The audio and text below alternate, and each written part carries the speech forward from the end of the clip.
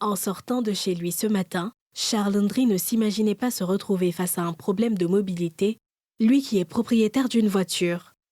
Pourtant, les nids de poules qui jonchent les rues de sa cité à Cocody-Riviera vont vite le faire déchanter.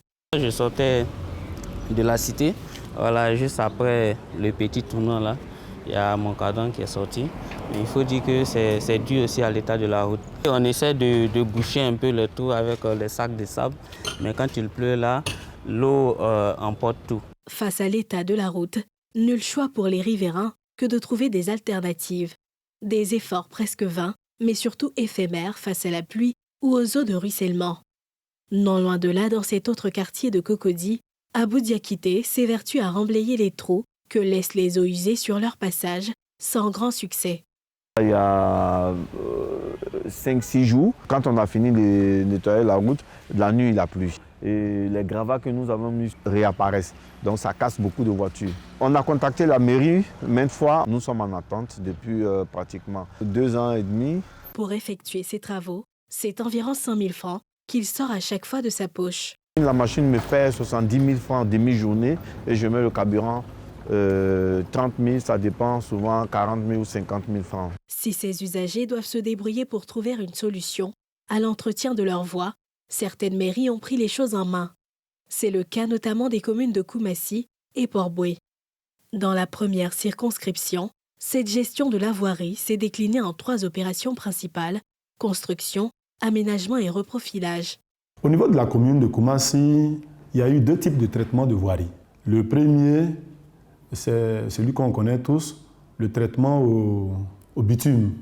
Et le second, c'est le traitement au pavé. Le conseil municipal a décidé de construire ces voies-là au pavé et d'en faire des voies piétonnes. Pour les voies traitées au bitume, ce sont les voies ouvertes à la circulation qu'on peut constater dans tout Koumassi. À Port-Boué, c'est la même dynamique. 3 voies dans les quartiers aux environs de la route de Bassam sont en cours de construction pour le grand bonheur des populations. Avant, on ne pouvait pas passer ici. Quand il pleut, en saison pluvieuse, on ne pouvait même pas pratiquer ta voie. Les véhicules ne pouvaient même pas passer. Le tarif passait de 150, 200 à 300 francs.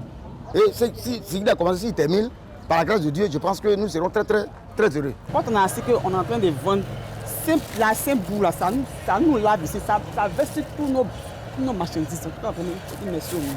Moi, j'ai commencé les travaux, il n'y a pas trop longtemps, mais je vois que vraiment, ça avance.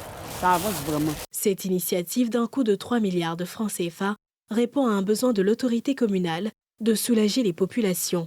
Le transfert des compétences en 2003 nous donne l'autorisation de nous occuper des routes intérieures.